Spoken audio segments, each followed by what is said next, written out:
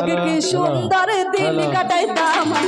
আগে কি সুন্দর দিন কাটাইতাম গ্রামের নওজোয়ান হিন্দু মুসলমান গ্রামের নওজোয়ান হিন্দু মুসলমান